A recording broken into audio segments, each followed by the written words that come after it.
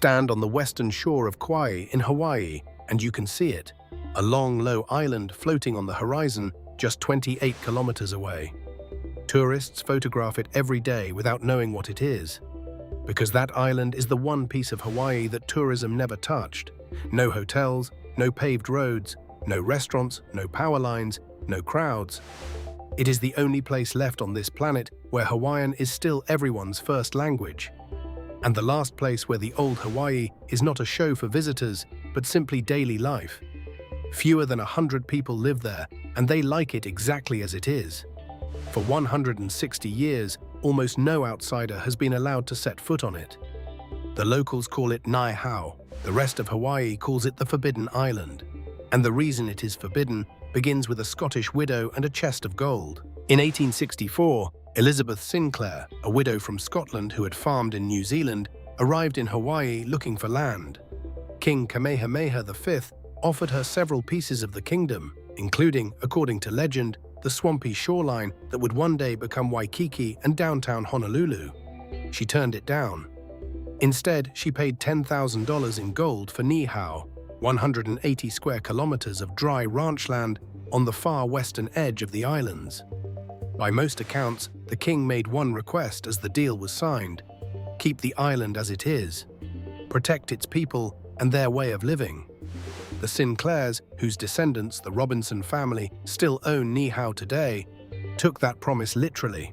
As steamships, plantations, and eventually skyscrapers transformed every other island, the family simply closed the door, and they have kept it closed ever since. Life on Niihau runs on rules that have not changed in a century. There is one village, WWII, where the houses have no air conditioning and no city water. Electricity comes from solar panels. Drinking water falls from the sky into catchment tanks. There are no shops, no doctors, no police, and no rent. Residents live on the island for free in exchange for keeping its world intact. Alcohol and cigarettes are banned. Supplies, mail, and people travel on the family barge from Kauai. Children study at a small solar-powered school where lessons are taught in Hawaiian. Families fish the reefs, hunt wild pigs, and ride horses along beaches that no tourist has ever walked. Residents are free to leave whenever they wish. But the door swings one way. Guests, journalists, and even relatives by marriage need the family's personal permission to come ashore. Once the outside world crashed in anyway, literally. On the morning of December 7, 1941, after attacking Pearl Harbor, a damaged Japanese fighter plane crash-landed in a Niihau field. The pilot survived. The islanders, who had no radio and no idea a war had started, treated him as a guest.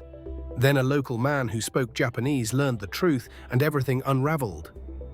The pilot recovered his pistol, took hostages, and burned a house, demanding his confiscated papers back. On the seventh night, he shot a shepherd named Benehakaka Kanahele 3 times. Kanahele, bleeding, picked the pilot up and threw him against a stone wall, ending the siege and entering Hawaiian legend. The Niihau incident shocked Washington and still appears in history books. It remains the only battle of the Second World War fought on a privately owned American island. The island guards its secrets, but one treasure escapes it: shells. The beaches of Niihau collect tiny poo-poo shells, smaller than a fingernail, in colors found nowhere else in Hawaii. Residents gather them by hand, sort them for weeks, and string them into lei that sell for hundreds, sometimes tens of thousands, of dollars.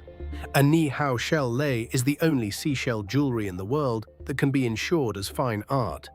And for many families, it is the main income the modern world is allowed to provide. Everything else stays out. When polio swept Hawaii in 1952, the family sealed the island completely. No one in or out. And Niihau never recorded a single case. That quarantine gave the island its nickname, the Forbidden Island, and the name simply never left. Even today, there is no harbor for visitors, and the family likes it that way. Critics call Niihau a museum where people are the exhibits, frozen in place by one family's promise. Defenders answer that every other Hawaiian island made the opposite choice and lost something it can never buy back.